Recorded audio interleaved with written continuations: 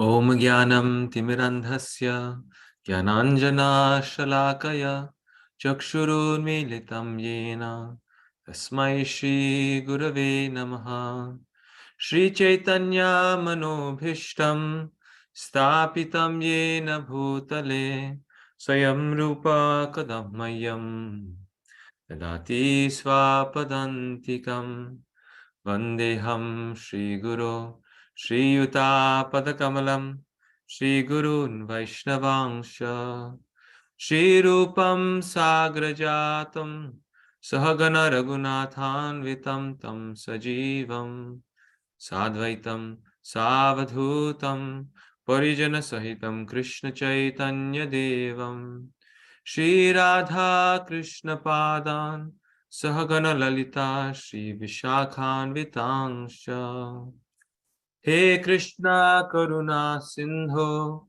Deenabandho Jagatpate Gopesha Gopika Kanta Radha Kanta Namostute Tapta Kanchana Gaurangi Radhe Vrindavaneshwari Vrishabhanusute Devi Pranamami Hari Priye Vanchakalpatarubhyasya Kripa Sindhubhya Evacha Patitanam Pavanibhyo Vaishnavibhyo Namo Namaha Jai Shri Krishna Chaitanya Prabhu Nityananda Shri Advaita Gadadhara Shri Vasadi Gaura Bhakta Vrinda Hare Krishna Krishna Krishna Hare Hare Hare Rama Rama Rama Hare Hare.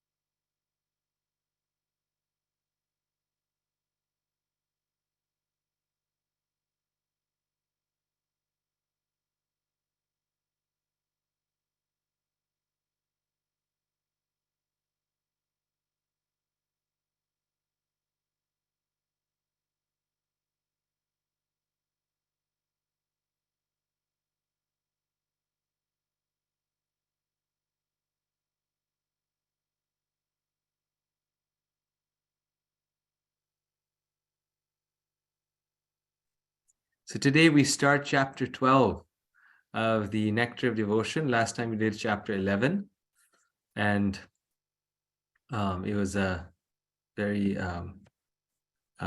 nice chapter. Particularly, I really enjoyed it. It was about friendship with Krishna. And this chapter actually is really the crescendo. It's really leading up to now the most important items of devotional service. So in this chapter, scriptural evidence is given for items 54 to 64 of the 64 angas of bhakti, 5 of which are considered to be most potent forms of devotional service. So we have the most important items of devotional service, and we have the most potent items of devotional service. Who remembers what are the 3 most important items of devotional service?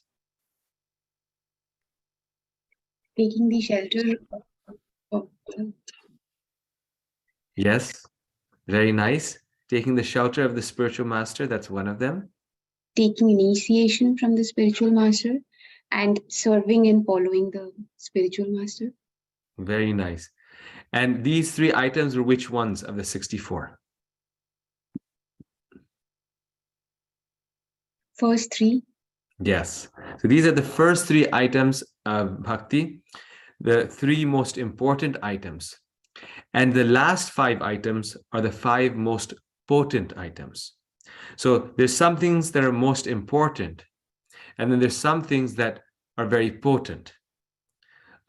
meaning that without the first three, you cannot do the potent items because it's most important. And once you do the important items, you also have to engage in the potent items because those are what the spiritual master instructs us to do. So we will lead up to those 5, but we're starting from number 54, many of which are different ways of saying those final 5. So number 54, one should regularly hear Srimad Bhagavatam. So here you see this image. It's such an amazing image. This is the Vrindavan temple where, we all go to when we visit Vrindavan Dham. And now there's a murti of Srila Prabhupada, and this is with Srila Prabhupada there. This is like, it just seems almost like the same, like it seems like it's just like today.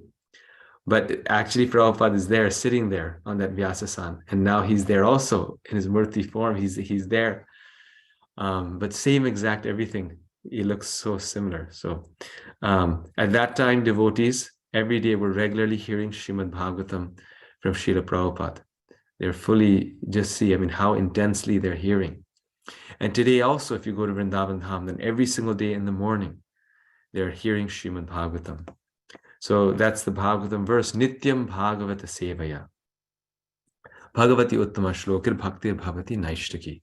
That simply by regular hearing of the Srimad Bhagavatam, all that which is disturbing to the heart is almost completely destroyed. And the words used are almost completely destroyed. So simply by hearing Srimad Bhagavatam, everything in our heart is almost completely destroyed. And then the question comes up, why the almost? Why does that Bhagavatam verse, Nashta Prayeshu Bhadreshu Nityam Bhagavata Sevaya Bhagavati Uttama Shloke Bhaktir Bhavati Naishtaki. Abhadras, all the abhadras, the misgivings in the heart are almost completely vanquished. But why almost?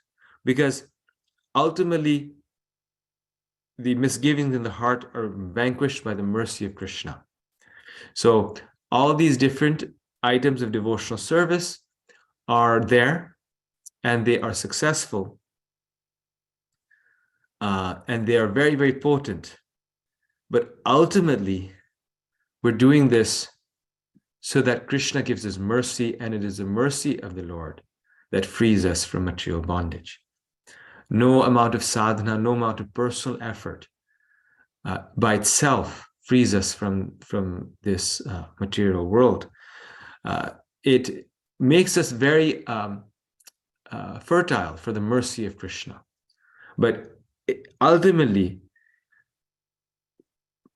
any process of these 5 processes will not free us unless we get the mercy of Krishna. So the mercy of Krishna is the ultimate completing factor. And therefore it says almost completely destroyed, because the Bhagavatam does everything. Just then the mercy, but the mercy will come. We know that the mercy should come. So then basically it's saying that by reading Srimad Bhagavatam and then receiving the mercy of the spiritual master and Krishna, and this is why we have to hear from the perfect source, everything in the heart is destroyed. Number 55, one should live in a sacred place like Vrindavan, Mathura, and Dwarka. One should live in a sacred place, that this is Dham. Right? One should live in the sacred place. Here we see Govardhan. So beautiful. We're so fortunate to have these holy places on this planet, and we should take advantage of them.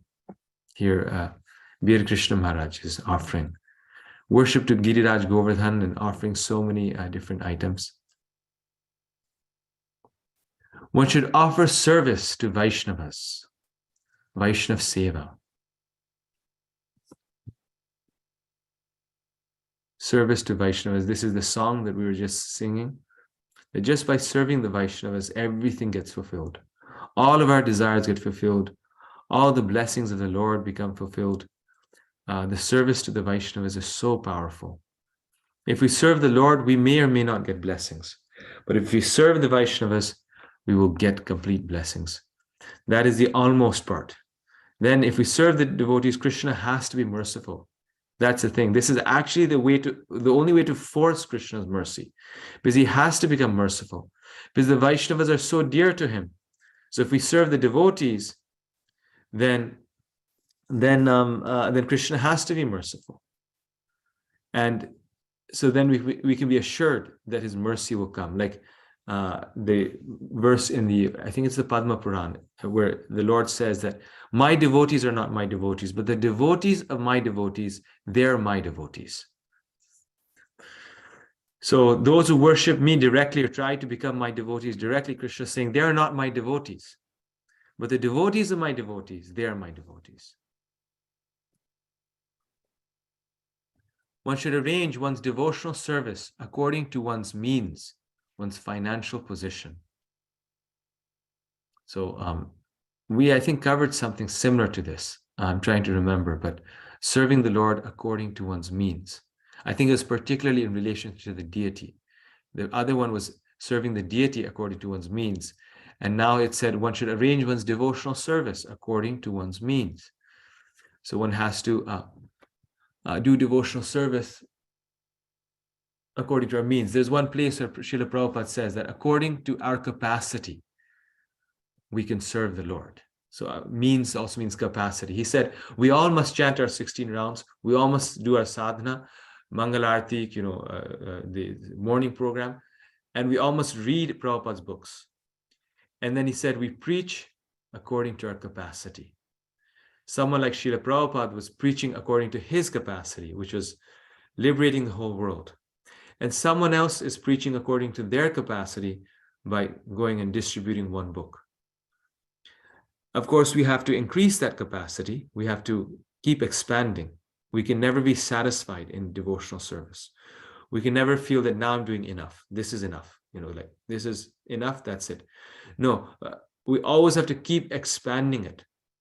That, oh, I can do more. I can actually do a little more, or I can do the same, but with better quality.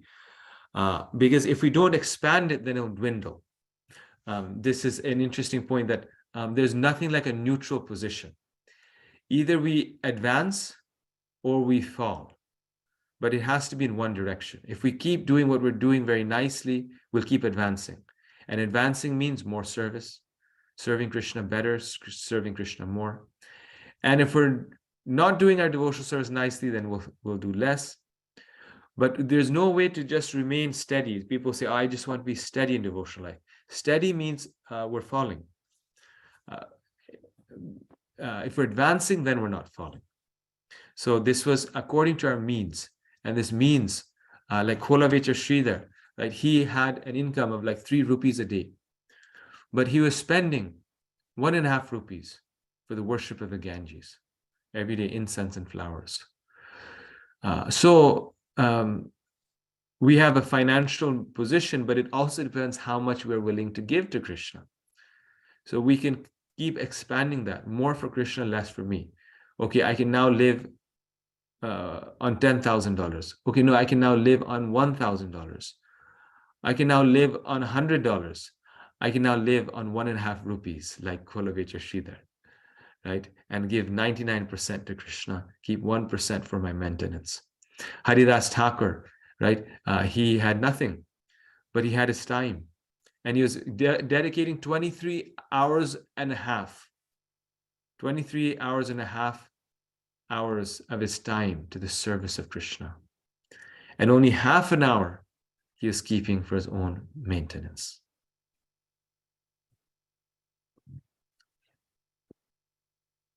In the month of Kartik, one should make arrangements for special services.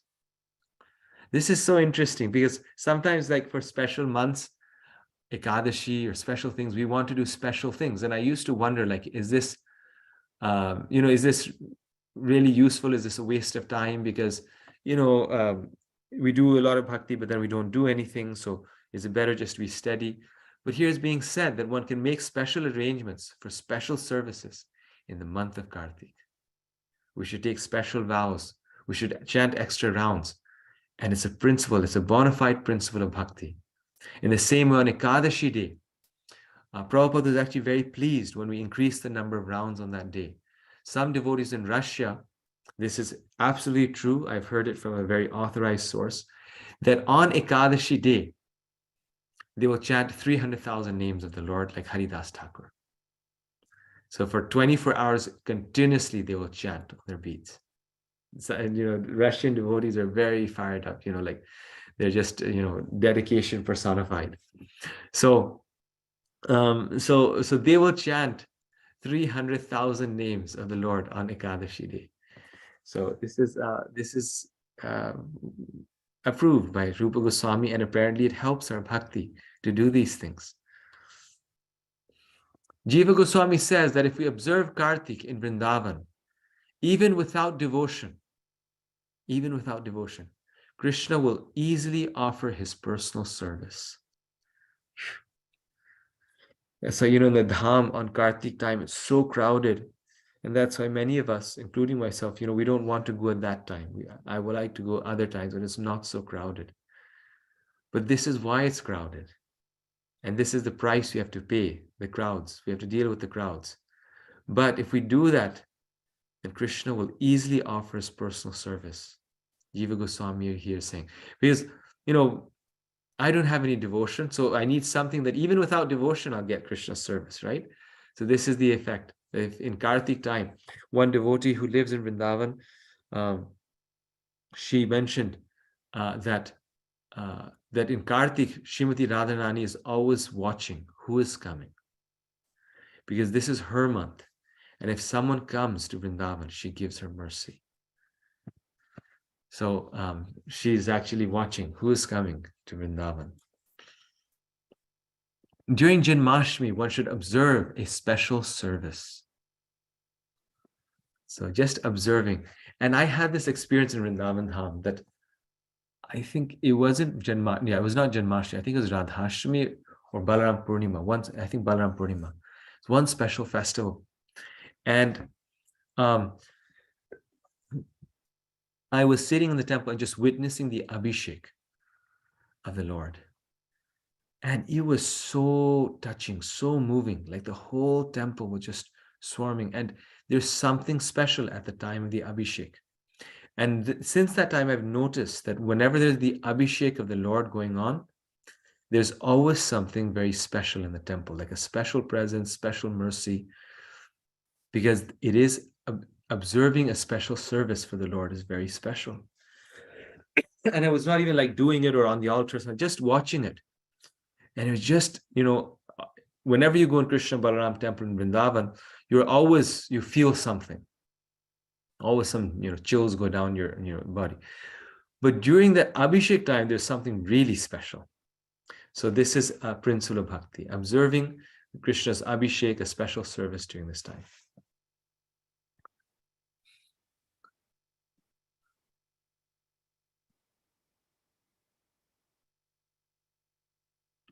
Whatever is done for the deity should be done with great care and devotion. Wow.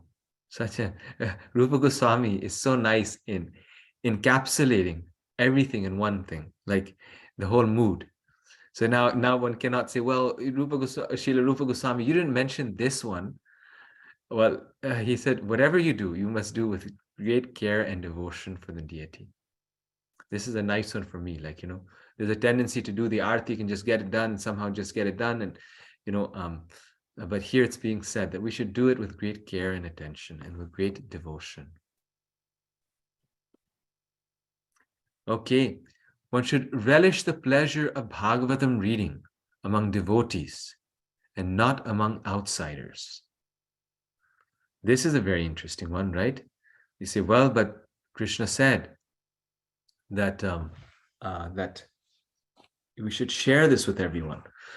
And who are we to, stop others? But what this means is that outsiders are very much invited, and we should preach. And in fact, we are. It's an immense, the greatest service to preach to non-devotees about Bhagavatam. But that is relishing Srimad Bhagavatam among devotees, because the devotee is speaking and the devotees are hearing new people are also hearing, but we are relishing the Bhagavatam from the lips of a devotee, understanding it through devotion. And what we don't want to do is understand or appreciate Bhagavatam from an academic point of view. That, oh, okay, this is scholarly, this, that, with no devotion, or from a professional reciter. The professional reciters, they're also reciting Srimad Bhagavatam, but there's no bhakti there. So relishing Srimad Bhagavatam among the devotees doesn't mean that there can be no non-devotees present. What it means is that the devotees are relishing Bhagavatam and everyone is benefiting. What it means is that the Bhagavatam is being done in the spirit of submission through the lips of the pure devotee and not as a poetic or academic exercise. That Bhagavatam reading does not touch the heart. It doesn't make you into a devotee.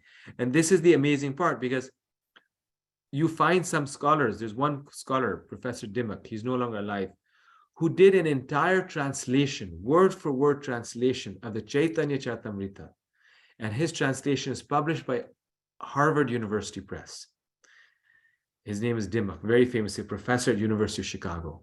His whole life was absorbed. I mean, to translate the CC, Srila Prabhupada did that in 12 months, 6 months maybe. And that's because he's a pure devotee, it's so easy. But for an American scholar to translate it, it's like, minimum 20 years. It took him from the time he started learning the language, learning everything. This was his area of specialty. For 20 years, he's absorbed in translating the Chaitanya Charitamrita. Yet the scholar still remained a scholar.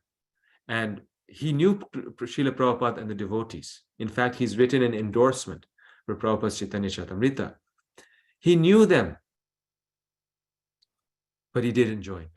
He didn't apply it. Because though he is hearing, there's no effect on the heart. Although he's hearing, the effect is not there. One should associate with devotees who are considered more advanced. So this is a principle of bhakti, that one should associate with the devotees who are more advanced than us. That is the best association to seek.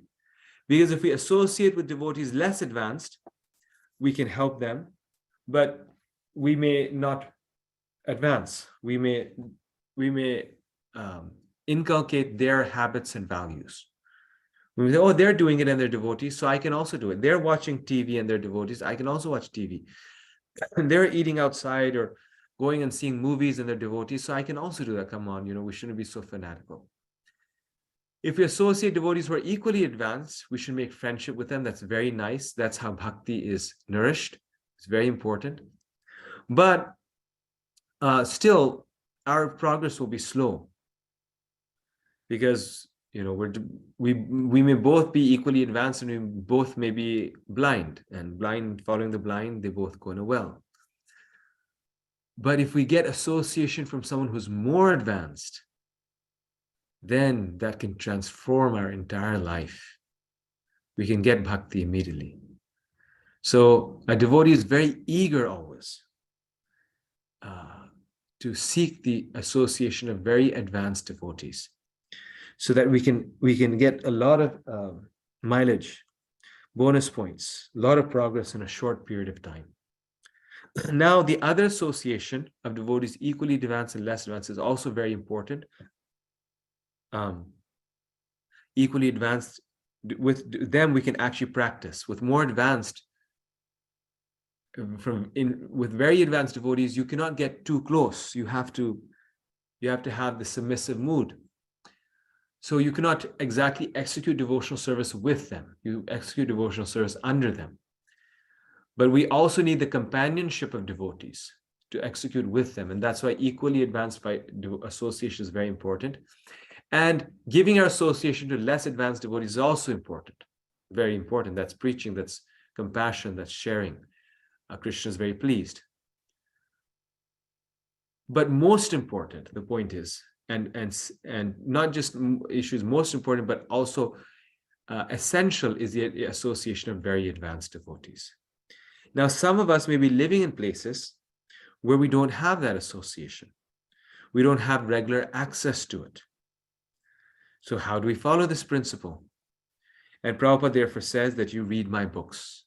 Because when we are reading Prabhupada's books, then we are associating with Srila Prabhupada, the most advanced devotee in our movement. Not just Srila Prabhupada, but when we read Bhagavatam, then we are associating with the great personalities in there. We are associating with Narad Muni. We are associating with Dhruva Maharaj. We are associating with Queen Kunti. We are associating with the Pandavas. We are associating with all these great personalities. And by associating with them, we get their qualities. We start to imbibe their qualities. And we cannot sometimes just depend on our local association, because progress will be very slow. And we must therefore depend upon the association of the personalities in the Srimad Bhagavatam, and most importantly, the association of Srila Prabhupada. This is why, regardless of our individual spiritual masters, our situation, our whatever it is, this is why everyone is instructed to read Srila Prabhupada's books. Because Prabhupada is giving his association to everyone, whoever comes in contact with his books. This is why we're distributing Prabhupada's books, because we are putting these people in the association of Srila Prabhupada. Number 63, one should chant the holy name of the Lord, chanting Krishna's holy names. So we will talk about this more in detail. There's a gradation also in these 5.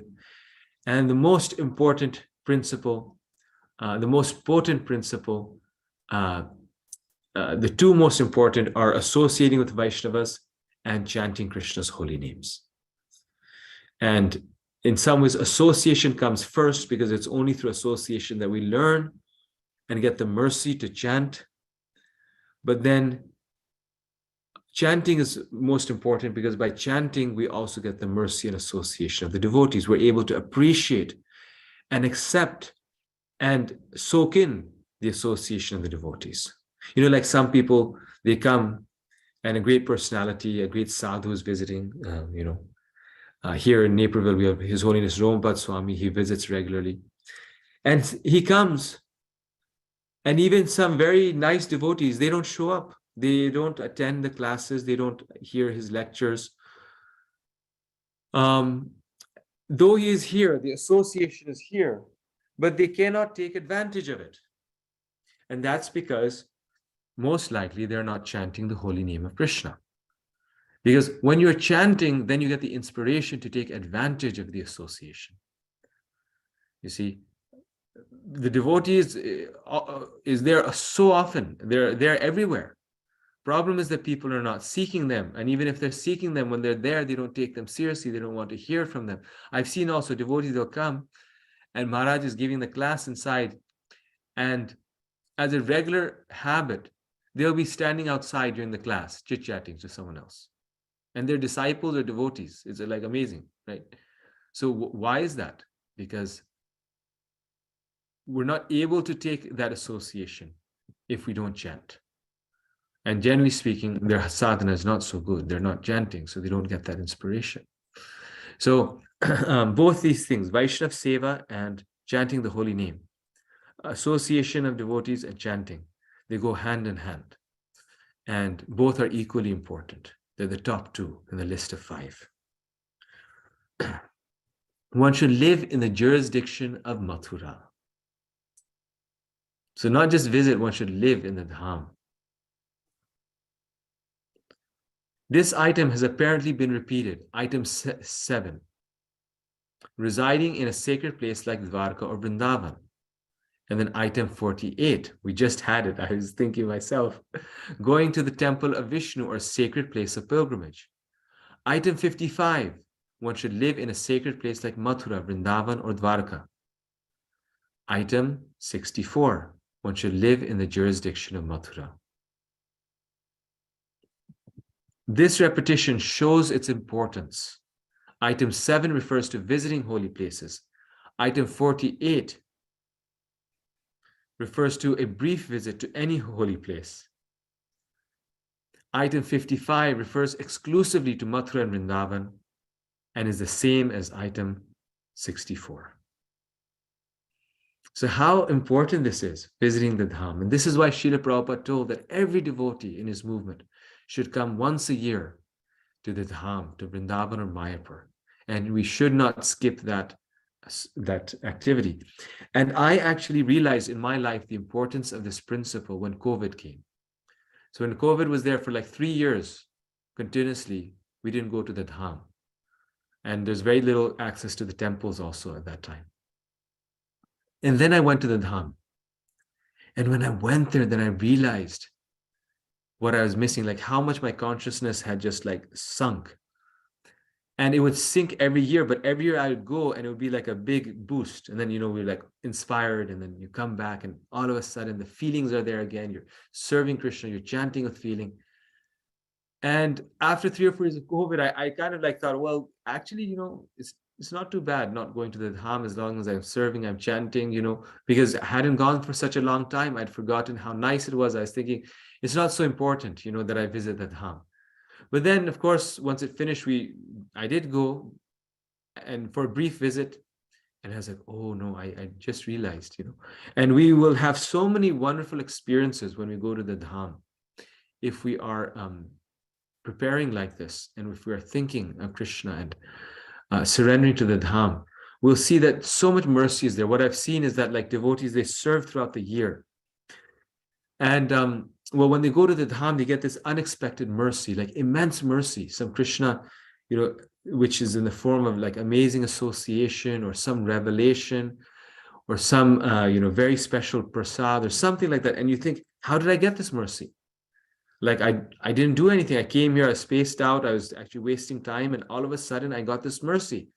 And then you realize that all the service that you did throughout the year, Krishna is rewarding you when you go to that Dham. Like it's not by chance, it's the mercy that is manifesting in the Dham. The Dham is also the Guru. It's one of the Gurus. Vrindavan Dham is our Guru. We take shelter of it. The Dham guides us. I still remember that I was once really looking for guidance, and I went to Vrindavan Dham, and this one local sadhu, just out of the blue, started speaking about what I needed guidance on. He was just giving instruction. You should do this, otherwise you will regret it. And he wasn't an ISKCON devotee. He was, but he was someone who was very elevated. Like ISKCON devotees, like my Guru Maharaj, would go and offer respects to him. He was a resident at Uddhava Kund. He's no longer there. His name was Sharma. I forget his first name. And at that time, I didn't take it seriously. I thought, well, I have to ask the devotees, and he's saying maybe it's a coincidence, maybe I didn't take it seriously. I didn't realize that the Dham is speaking to me through him. And sure enough, he was right. I didn't do that. And I really regretted it. And I realized that, oh, this was a mistake. And this was a mistake. And it's funny, exactly what he said came true. Now, did he have mystical powers? Maybe, maybe not. But one thing that was clear is that the Dham was answering my question. It wasn't a question I could ask my Guru Maharaj, or my Guru Maharaj was not available at that time, or something was there I couldn't ask directly. But then the Dham is also Guru. And therefore we take shelter of the Dham.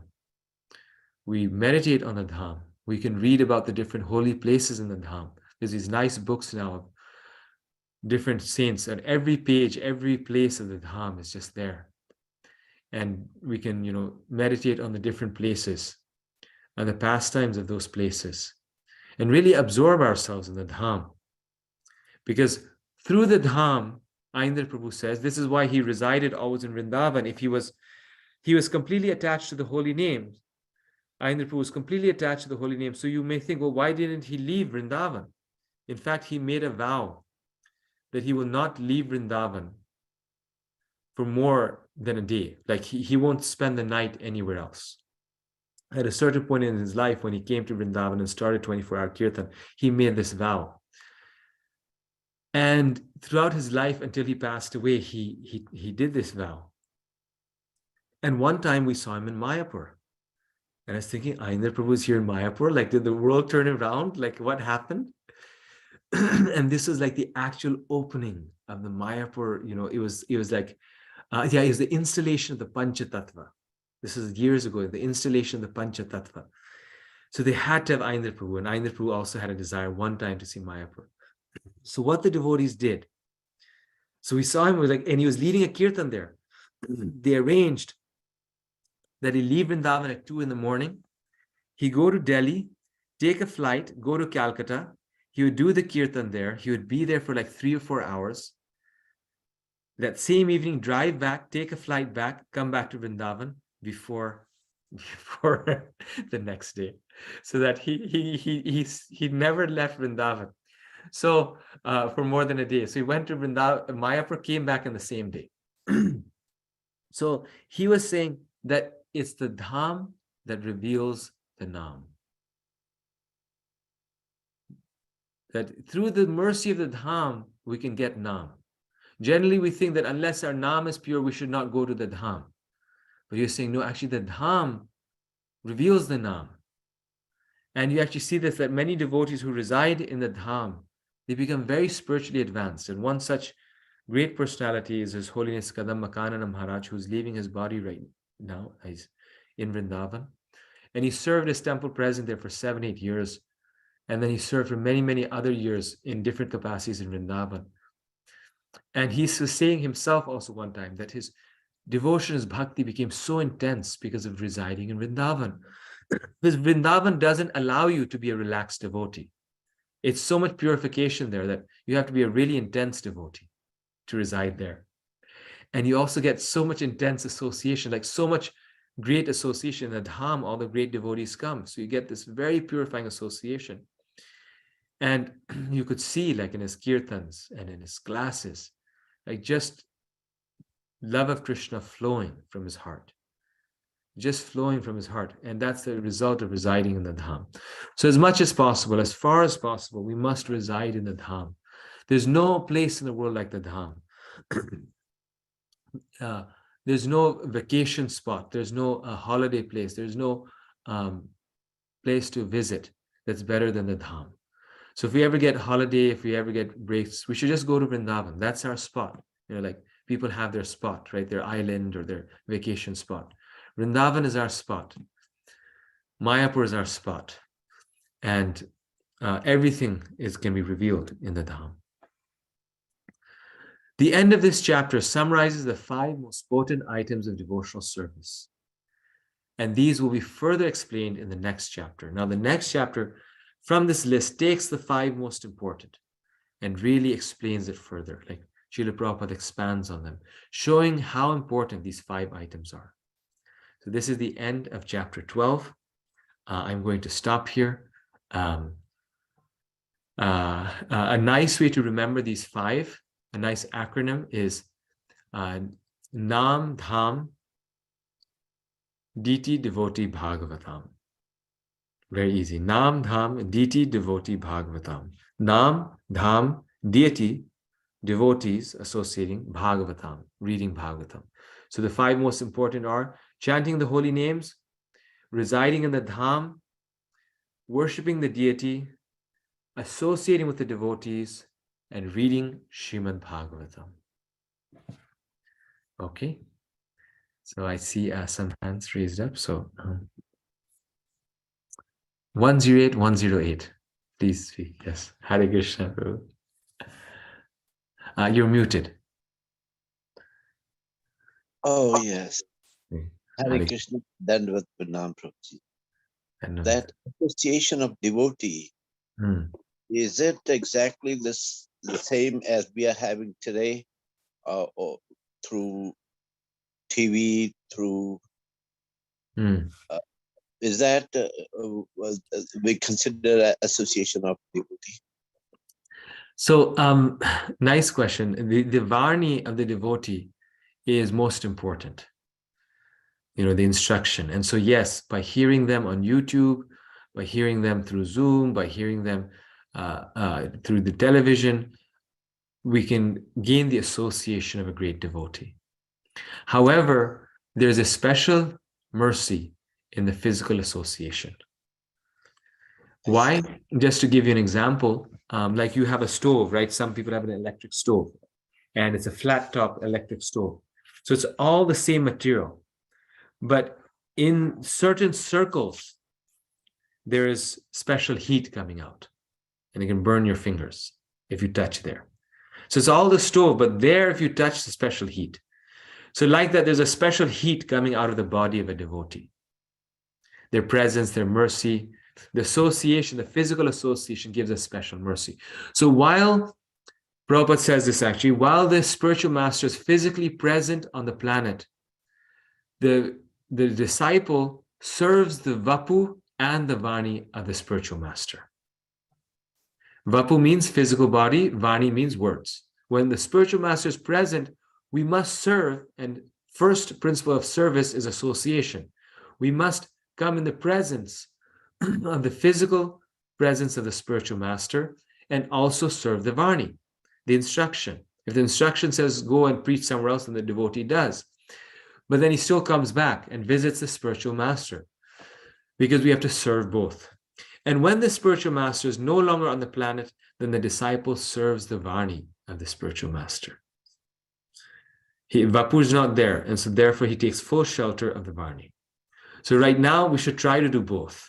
If we cannot do the Vapu, then at least, like you're saying, we do the Vani, and we can get great. I mean, it's the most important thing.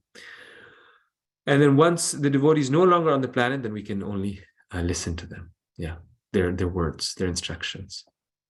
Thank you, Prabhuji. Thank you. Very nice question. Very nice point. Yes. Kamala Mataji. Hare Krishna, Prabhuji. Hare Krishna. Thank you so much, Prabhuji, for nurturing us so much and giving us so much guidance on how we should, be more serious towards devotional service. And so I don't have much of a question as such, but I just have an observation. Like whenever we visit New Vrindavan or Alachua and we associate with some senior devotees, I could relate to what you were saying, like the physical association and how it nourishes us. It's just, re-nurtures and reignites our passion to devotional service. So that is so true, Prabhuji. And I think 2-3 days back, there was a video of His Holiness Gopal Krishna Goswami Maharaj serving his deities. And it was really, really wonderful, like how he's personally taking care of all his deities. So I was just thinking that when he travels, so does he carries his deities with him? What as a devotee, what should we take away from this? Like how he does his service, so that we shall also, try to do at least a tinge of that, what he's doing. I could see the passion, and I could see like, oh my God, that was so surreal. Like I cannot express in words. Very nice. Thank you so much. Yes, thank you. Actually, these great devotees, we see that the amazing thing about them is that they're perfect in every way. Like, like you think, okay, well, this devotee, he'll be amazing in their preaching, but, then they won't be able to do deity service because they're so busy in preaching, or they're doing deity service, but then they cannot preach so much, or because they're preaching and doing deity service, they don't have time to care for devotees or associate with for devotees. But no, then they're caring for devotees. Like all 5 most potent items of devotional service, they're doing it perfectly. And since you asked, like in the case of His Holiness Gopal Krishna Goswami Maharaj, he manages something like 40-50 temples directly. He's the GBC of at least 40-50 temples. Before it used to be more, and then over time he kind of reduced his responsibilities. Every day he's wherever he is, he's has Bhagavatam class, reading Bhagavatam. He's doing non-stop preaching, all these things. But in addition to that, every single day, and I've had the good fortune of being in Maharaj's association from time to time since the last 30 years. Every single day he'll do 2 hours of deity worship.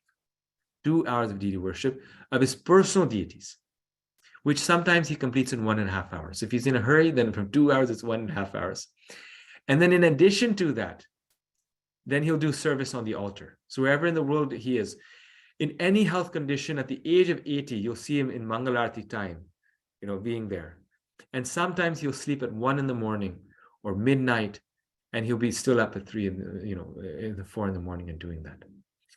So much responsibility. You would think, well, at least he would reduce his own personal deity service. You know, if you're doing deity service on the altar, you won't do it on home. He'll reduce his personal deity service. But he's so meticulous. And like the chappals matter. He has, for every deity, he has small chappals. He has all these things. Before, Maharaj used to travel with, everywhere he went, anywhere he went, he used to travel with 250 shaligram shilas. 250 shaligram shilas. Then he reduced it to like 150. So, you know, it was a much, you know, you could see only 150 shaligram shilas. And he has a Nrsingadev Murti, you know, brass Murti of Lord Nrsingadev, wooden Gornitai, a Murti of Srila Prabhupada. And then, and you see, this is the ecstasy of a devotee. Then he has this whole altar, right? And then one time he was thinking that, you know, I know, so one time then I was thinking, Guru Maharaj has the whole altar. And you know, everyone, Gaurnita is there, and then in his Shaligram Shila, he has Radha and Krishna Shila, he has Giriraj Shila. He doesn't have Jagannath Baladev Subhadra, right? He doesn't have Jagannath Baladev. So the next year when I went to serve him, he had a small little Jagannath Baladev Subhadra deities. He had on his altar, now he is very small, and they go everywhere with him. He even has Jagannath Baladev Subhadra deities traveling with him everywhere. And then many times devotees ask him, where do these shilas come from, Maharaj? Like, where do you find them? How do you get them? And always, without every single time he responds, he says that they come to you. They don't, I don't find them. I never went and got my shilas. The shilas will come to you. So Krishna keeps coming because Krishna is attracted to the devotion of a devotee, and the devotion is so sweet. So he keeps coming in different forms. And he's just like, his mercy is unlimited. Mercy is unlimited. You know, just he keeps giving himself in different ways. And Vishwanath Chakravarti Thakur, actually in the Bhagavatam, his commentary in the Bhagavatam, he says this, that Krishna's first shower of mercy is in the form of tormenting pain. Right? He puts his devotees through a lot of difficulty. There's one Christian saint who says that God doesn't treat his friends really well. And that's why he has very few friends. Right? The devotees are his friends. He doesn't treat them very well. That's why he has very few devotees. So his first shower of mercy is in terms of tormenting pain. But his second shower of mercy is in the form of sweet bhakti rasa. And Krishna says that I give myself to the devotee, give my very self to the devotee. So he showers bhakti rasa and he gives his very self to the devotee. So what does this mean? That that he gives himself, like he himself, it's not that he gives everything to the devotee, but keeps himself away. He himself comes to the devotee. And that's Krishna appearing to the devotee again and again. Oh, I'll give you in this form. I'll give you in this form. I'll come to you in this way. In this, so every deity is representing a specific rasa with the devotee, like that. So yes, so every day he does his 2 hours of deity worship, and you can see it matters so much to him. And then you can understand that for an advanced devotee, for any advanced devotee, they are a devotee first, everything else second. So, you know, he has so many management responsibilities, and you could think, I have all this service for Krishna, so I really don't need to do my deity worship because, you know, I need to manage. But he's doing everything for Krishna, and that's why he's more interested or equally interested in worshiping Krishna than in managing temples. Because what's exciting to him is worshiping Krishna, and management, taking disciples, all these things are just different aspects of that. But then if you're doing it for Krishna, then if you have the opportunity to serve Krishna, why will you not serve him, right? So their service to the deity is like their personal service to Krishna. Yes. Thank you so much, Prabhuji. Like, yeah, it's really inspirational for all of us. Like, sometimes, as you said, that sometimes we think that, okay, we are going to the temple, we're serving the deities anyway, so we can just be little, you know, laid back attitude, and okay, we'll just put some things and we'll not prepare much for him. Anyways, we're not going to eat. So yeah, that is so bad of it. Yeah, we'll try to improve on that. Yes. Thank you so much, Prabhuji. Thank you. We all need to, yeah. And that's a good reminder that you gave, is that even in terms of so much deity service, but Maharaj is so meticulous about his service. Like every deity has so many deities, they have their chappals. And when you're traveling, it's so hard to keep track of so many little things. But Maharaj will remember every little thing, like the chappals. Each deity has its own glass. He'll offer flour to each deity. Every deity, Shaligram Shila, he'll rub with oil, like so meticulously. At the same time, he doesn't overdo it. He doesn't waste time. He knows the service, what to Prabhupada that he's doing. But he does it with full attention and doesn't miss a heartbeat. Like, it's just so, so important to him.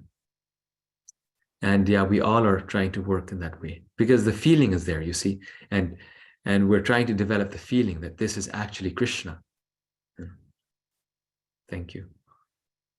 Thank you so much, Prabhuji. I got this wonderful opportunity to associate with him indirectly, so it was a blessing.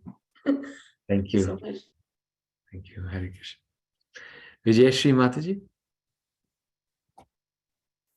Hare Krishna Prabhu. In item number 59, it says that during Janmashtami one should observe a special service. So the word observe here means just watching, or is it also linked to the, like how in item 58 it says that you should make special arrangements during Kartik. So does observing mean that you do probably some temple cleaning, some extra rounds or extra service in terms of that? Yeah, you bring up a very good point, actually. Observing could mean seeing, but observing also means that you observe it, like you observe Ekadashi by fasting, right? So you're observing a special service could also mean taking up a special service, which obviously you'll see also if you do it. So observing means to observe those, to not neglect performing those ceremonies, but to observe them. That's a very good point. Yeah. Thank you. Both, yes. Rashi Mataji. Hare Krishna Prabhu. So this question is out of curiosity. I know it won't help me in any way. But so since we were talking about the Dham, residing in Dham and all that. So I have this question, Prabhu, just for my knowledge, that there are many people residing in Dham, right? And when I was visiting Govardhan for doing Govardhan Parikrama, I saw many poor people around there. There was a lot of poverty. And so does it mean that they are elevated souls, or I mean they were devotees? It's just that materialistically they were not opulent. So just trying to understand that. How do we take that? Yes. Yeah, no, that's the thing. Externally people may look what they look, but anyone who's residing in the Dham is very, very special. Srila Prabhupada said that's why we should go to the Dham, but with great care, because by observing the externals, we may offend a Brajvasi, and that's a great offense, to offend a Brajvasi. Even to lose our temper or to chastise a Brajvasi is not right. We will immediately get a reaction for it, because we don't know. Some of them are very, very advanced. Like there's this one story of this one lady there. She was a widow, elderly lady, and she now I'm forgetting it. She had a deity of Krishna, and then at night in the morning she was going to get flowers for the deity, and a snake bit her. And then something mystical happened. I forgot what it was. But she was just like an ordinary lady there. And the devotees who lived there, they knew her. She was just like, you would think she's a street sweeper. Like, nothing amazing about her. She just had a little Krishna statue, like you get in the bazaar. But her devotion was unbelievable. So, and also like I've had this experience with Brajvasis where, they're just a little bit below the surface, and then they're really soft-hearted. So it's, we don't know. And some of the Brajvasis are honestly thugs. Some Brajvasis are part of the mafia there, and you have to watch out for them. But whoever is residing in the Dham, they're very, very special. They're very dear to Krishna. Even if they're a thief, even if they're a thug, somehow they've resided in the Dham, Now, that's why we have to respect them, and maybe, depending on who it is, keep our distance from them. Because obviously you can associate with a thief, but we also have to understand he's a Vrajvasi. And it's sort of like that with all devotees. You know, we see mistakes in the devotee, we see the problems in the devotees, and they're true problems with devotees. At the same time, because they're devotees, we have to be very careful in our dealing with them.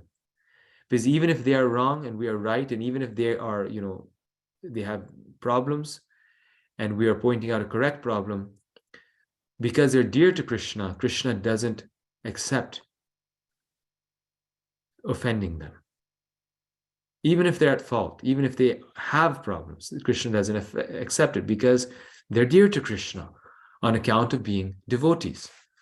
You see, well, if they're like this, then how are they devotees? They are, because Krishna says, anyone who surrenders unto me is my devotee. But the bad habits don't go away immediately, but that person has surrendered. So he's a devotee. And therefore, we have to be so careful, right? Therefore, it's like kind of difficult dealing with devotees, and particularly Vrajvasis, because in the future, they'll be perfect devotees. Right now, they're not. Yet we have to deal with them looking at the future in mind, seeing the future in mind, that who will they become? The Sridhar Swami, he said that if we offend a devotee, even if you're right, you're still wrong. So sometimes we know I'm right, this person is wrong, but even if you're right, you're still wrong because you're dealing with a devotee and you offended a devotee. Like Dhruva Maharaj, right? Initially, he was not so spiritually advanced. And his stepmother, I mean, he wanted a kingdom, he had material desires, and his stepmother, Suruchi, insulted him. Said, what are you nonsense? You know, you can't sit on your child, and you are, you know, born of an unfortunate woman. In this way, she deeply insults him. And then he leaves and he becomes a pure devotee. In 6 months, he sees Krishna and he comes back.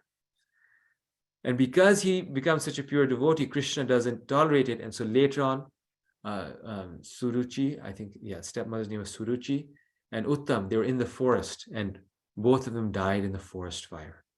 And Prabhupada writes in the purport that was because of their offense to Dhruva Maharaj, who at that time was not a great devotee. But because he became such a great devotee, they underwent the reaction. So same thing with Vrajvasis. Externally, they'll be like, you know, poor on the street begging, but we cannot insult even the beggars of Vrindavan. We cannot insult the monkeys of Vrindavan. We cannot insult even a blade of grass in Vrindavan.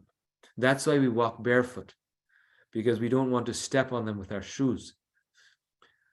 Of course, if we're walking on pavement, and we sometimes have to, but that's the idea, that when we're going to the Dham, we're going to Krishna's abode.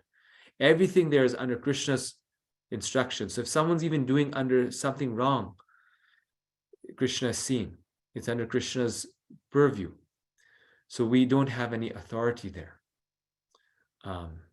It's only Krishna's abode. Thank you, Hare Krishna. Thank you. Thank you.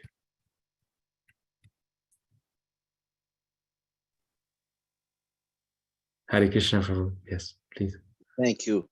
Brajvasi, how can we define Brajvasi?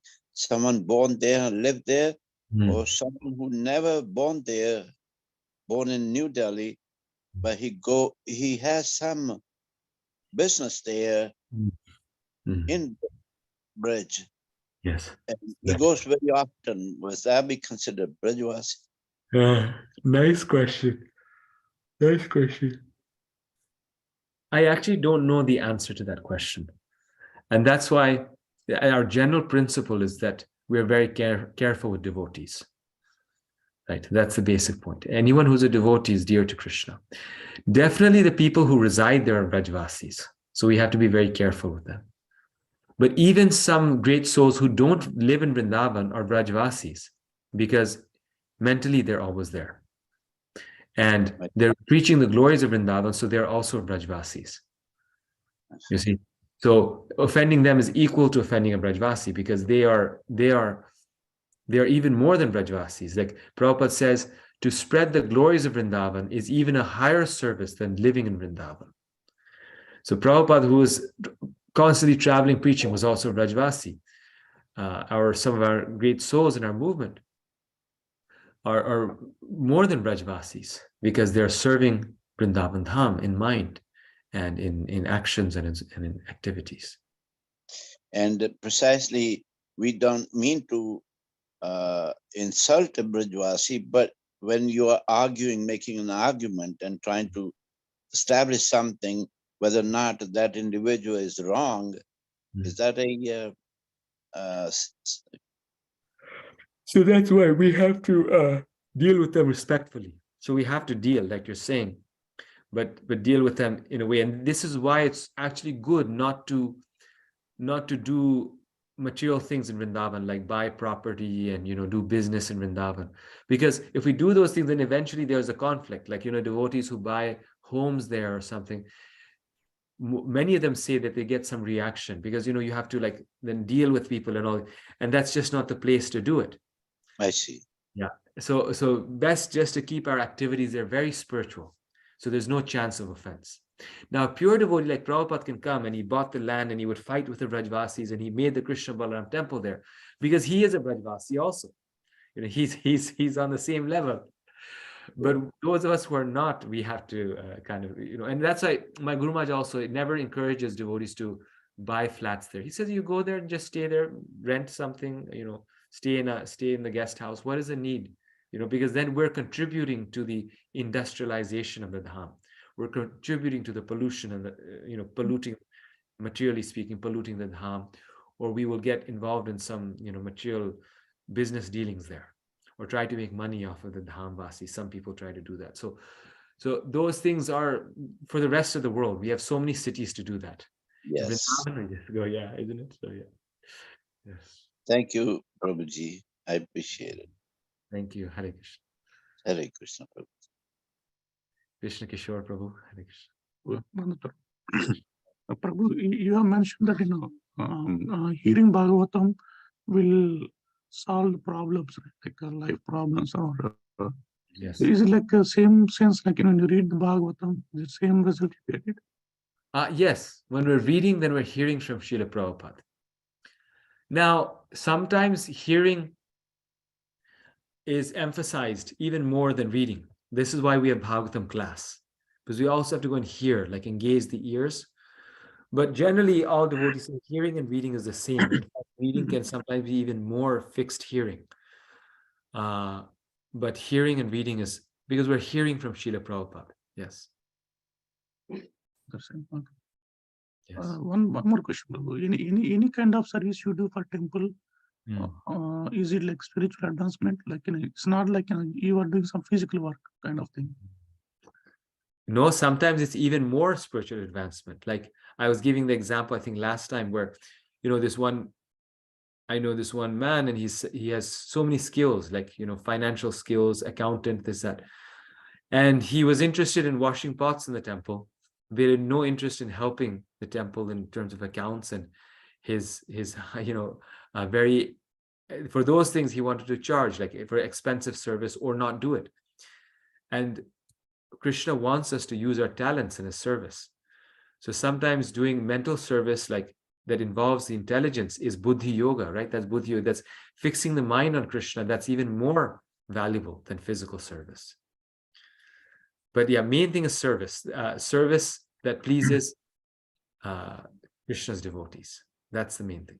Like service that that's the principle of nectar devotion, right? That is done anukulena Krishna anushilanam bhaktiruttama. That is done according to the activities directed by the spiritual master Krishna. So not any service is service, because if it's whimsical, then it's not service. Like some devotee, if he's trying to make I don't know, some unneeded software for the temple, and he just has an idea that he hasn't consulted. So Prabhupada said we don't have to do things come up with, we just follow Lord Chaitanya's process. So certain things, if they're whimsical, they may not be service. But if it's in service that is being asked of us and under the guidance of a devotee, then it's very great service. Yeah. Thank you, Prabhu. Hare Krishna. Thank you. Hare Krishna. Anita Prasad. Hare Krishna Prabhu, can I share the one experience I had with Gopal Krishna Maharaj? Yes, please. Thank Since I am from Tobacco, New Jersey, you. and I go to the Tobacco Temple, and one summer Maharaj visited that Tobacco Temple, and you were there too. You were with him, and I was at the altar. I was doing aarti or an offering, something I was doing. I was there in the pujari room, and I was almost finished my service and ready to come out. And you came and you asked me that, Mataji, can I have a tulsi leaf? And I thought maybe one or two you wanted to have it. So I said, okay, I have some. So I gave you like a bunch of maybe 5, 6 to the max. But you said, then can I have a little more? And I was like, okay, we have to save some for the afternoon, service too. So I asked you that how many you need. And you said, can I have at least 200? And I was like, oh my God, 200. Then I have to take out all the leaf from one tulsi plant. And I said, okay, I'll show you first I ask you that why do you need that many? And you explain that your Guru Maharaj had a saligram and he wanted to offer the tulsi plant, the tulsi leaf to them. So finally, I mean, luckily you came at the summertime. It was like end of May or beginning of June. So there was some, tulsi plant there. So you went there, and I don't know how you manage it. You know, New Jersey is like when summer comes a little later than other Florida and, other places. So I don't know how you manage it, but it was like, for me, it's kind of shocking that 200 leaves a day. I don't think New Jersey temple can afford it. So if you remember that incident, could you tell me that how many tulsi leaf you found that day? Because of the limitation of tulsi leaves, like you're saying, Maharaj is 200 shilas, but generally he uses 30 to 40 a day. And so maybe I said 200 because he was there for like 3 or 4 days. So we were taking. So I said, but generally we ask for 30 to 40 tulsi a day. And you're absolutely right that some places where he goes to and there's not enough tulsi, like they have just 1 or 2 small plants, we have to think ahead that in the previous place where there's a lot of tulsi, we save them, we take them in a packet and then use them the next day. So you're absolutely right that sometimes there's a shortage of tulsi. And amazing that I asked you, such a, Krishna's world is so small also, like, the devotees are so, connected with one another. And you just kind of confirmed this, that, that I forgot to mention that Maharaj offers so many tulsi to his shaligram every day, and you reminded us. Yeah, I remember because I heard the story. Then I remember, one time he was here also. It's a very nice experience. Very nice. Yes, every shaligram he puts a tulsi, he put chandan, and he puts tulsi, chandan and tulsi. So that's the I mean, imagine just one tulsi you offer to one shaligram. The scriptures say you get so much spiritual benefit. And imagine if every day we're offering 30, 40 tulsi, how much we will get, right? How much mercy you get. Thank you. Thank you very much, everyone, for your very kind attention. And look forward to seeing you next week. And I'm sorry, this last week was really busy. And so I wasn't able to work on the recording part. Everything's being recorded, but just sharing them, I have to get to it, and a few other things also. If you've written me an email, I probably haven't seen it. I haven't been checking the Bhakti Shastri email. So I apologize, just been very busy. And quicker responses through messaging. If you can message me on WhatsApp, if there's any issue. But even that, I know I've been behind. So I apologize. It's not that I'm ignoring anyone. It's just I haven't been able to do that. So, but thank you for your kind attention. Hare Krishna. Thank you, Prabhuji. Hare Krishna. Hare Krishna. Hare Krishna. Thank you, Pranam. Thank you so much. Hare Krishna. Thank you, Prabhu. Hare Krishna.